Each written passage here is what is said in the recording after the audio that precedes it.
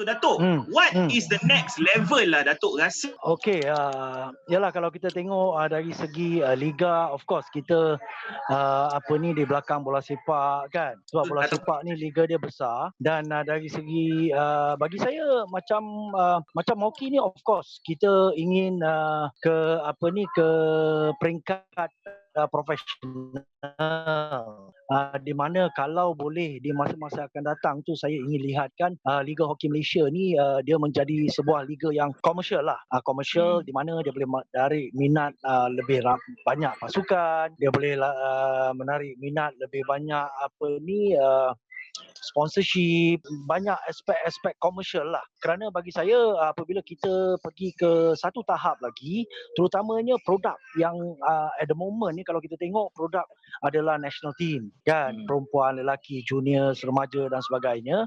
Lagi satu produk adalah Liga Hoki Malaysia tu sendiri. So jadi kalau kita boleh menaik taraf di masa-masa akan datang menjadi satu liga yang lebih komersial, bagi saya dia akan membantu dalam dari segi pembangunan sukan itu sendiri. Okey Datuk. Okey, berbalik pada tajuk kita bincang semua termasuk Datuk. Okey, sukan nombor 2 dekat Malaysia. Itulah Datuk, tadi Datuk terlepas. Kalau saya Datuk, kalau nak kata sukan nombor 2, saya bukan ambil kisah based on performance yang mana dimainkan di Olimpik ke atau performance based previous performance, tapi saya ambil kepada secara umum lah budaya dan minat. Saya letak sebab takraw tu. Tak tahu Datuk setuju ke tak? Kenapa saya tak takraw? Sebab saya kata sebab ramai tengok, suka dan dia macam budaya. Sebab pada saya sukan nombor 2 dekat Malaysia ni dia macam susah nak letak pada saya. Sebab yalah kalau kita letak performance, contoh kata hoki atau badminton, dayang. Datuk dengar ke saya?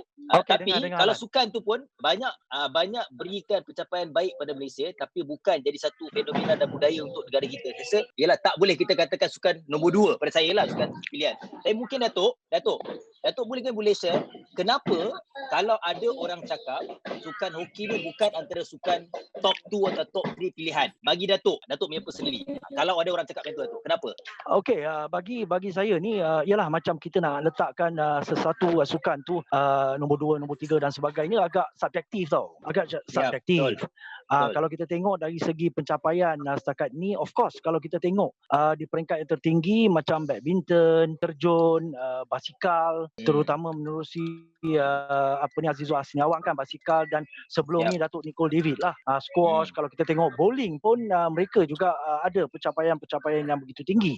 Tetapi saya melihat di mana dalam sukan Olimpik boleh saya katakan di mana sukan hoki ini adalah sukan berpasukan yang negara kita mempunyai potensi untuk layak ke sukan Olimpik.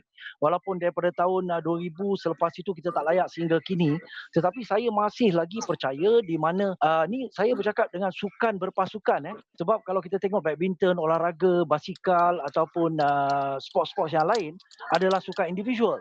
Macam sukan terjun pun is individual, is not berpasukan. So jadi bagi saya sukan berpasukan yang paling ada potensi untuk layak ke sukan Olimpik adalah hoki. Dan itu yang bagi saya sebenarnya mungkin kerajaan, Majlis Sukan Negara dan juga stakeholder dalam sukan hoki ni mereka harus mempunyai satu perancangan program dan keuangan yang cukup sebenarnya untuk memastikan kita layak ke sukan Olimpik yang akan datang tau.